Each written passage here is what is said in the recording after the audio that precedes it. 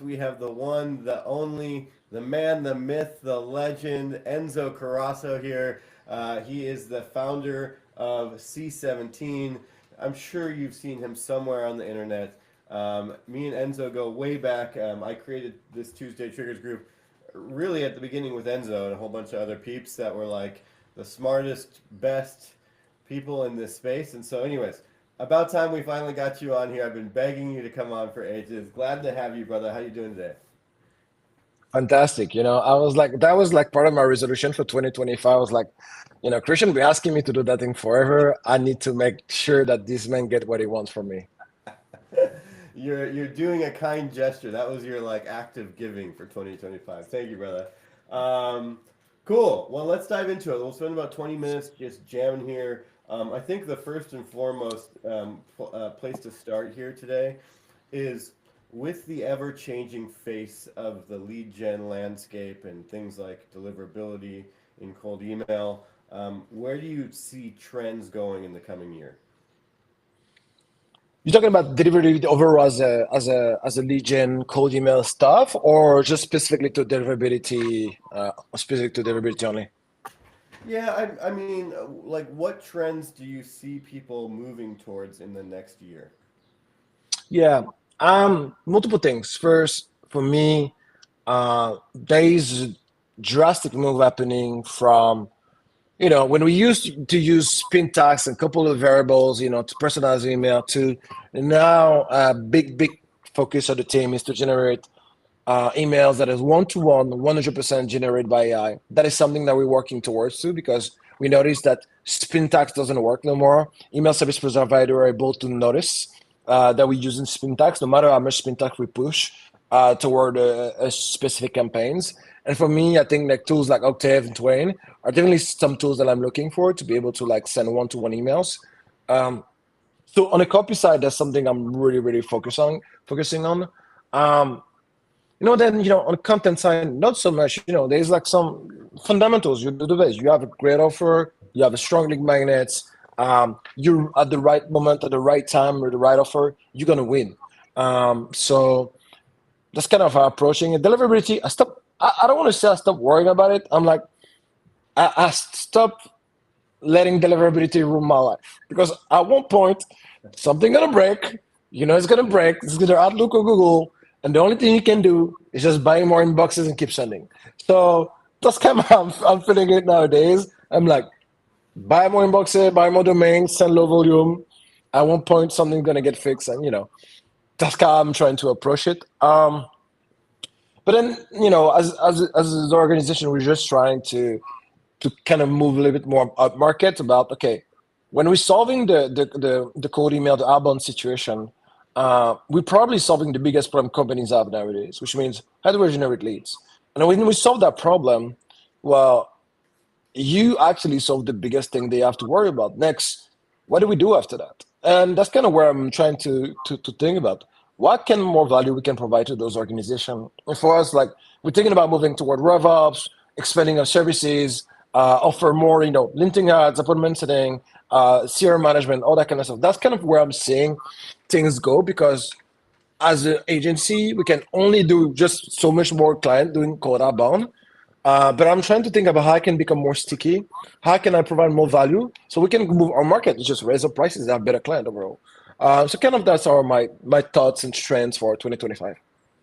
Yeah, that's a really good focus because the lead gen space has certainly been saturated. It's getting more difficult. In the next year, you're going to see like a bunch of the smaller guys drop off because, to your point, with deliverability being as it is, I mean, you need to buy more mailboxes constantly.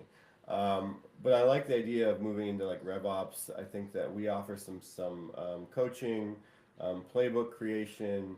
We offer programmatic ads. We offer all these things that we're slowly expanding into all the time to like um, have a more well-rounded offer. Because like for example, and just like an example from my history, right? I come from programmatic advertising. Like you couldn't rely on one channel alone, right? Like Facebook is good, and some companies like thrived on Facebook and they did good on maybe like well that was like their core, But as soon as you got to a certain point, you needed to grow and expand to other channels because this is going to run dry eventually. And being a one trick pony means putting all of your eggs in one basket. So if you can come in and help a company with their rev ops and even like sales coaching and things like that, like because I'm sure you've been here before, but like I've had clients that are saying, "Hey, Christian, we're just not closing at the same rate with your leads that we are with other leads for X, Y, or Z reason, right?" And so our job is to diagnose that, and my job is to say, "Hey, do you mind if I like watch some call recordings? Like, how are you distributing these to your clients?" And certainly like help people understand that, like, yeah, compared to inbound leads, won't be as high of a close rate, but if you have some like real core fundamental challenges, like your sales team is giving a terrible demo, it's just like having a terrible value prop, right? Like, if you don't have a good product offering, you're not going to sell it. And so if you get on a call and you can't position that well either, you're also not going to sell it. And so, anyways, I feel you on that, on being more well rounded. What do you see? So you're talking about like, hey, we just buy more mailboxes, right? What's your spread right now? Like, for example, when a new client starts with you between the like Outlook, Google, like what kind of things are you doing? Honestly, right now, I'm not doing much Outlook. But when the client coming, we're buying anything between 100 to 200 inboxes for them, just because like we like to have like backup whenever it's necessary. And also like if we need to increase volume, we always have enough to just go crank the machine. But um, I'll tell you right now, I'm 100% Google inboxes. Yeah. There used to be a little bit more 50-50. In some cases, when we have like really industry specific type of play, where we know the industry overall is just hanging out on Outlook, we're just going to buy some Outlook inboxes. But other than that, I'd like to use Google. Right now, I think is the best option. Yeah, I agree. The last like since October 18th, I mean, it has been Outlook has been almost shut down, and they say, well, Google can't deliver it to enterprise as well as Outlook can, and I don't know, man. Just a gut feeling is from someone who sends millions of emails a month to someone who also sends millions of emails a month.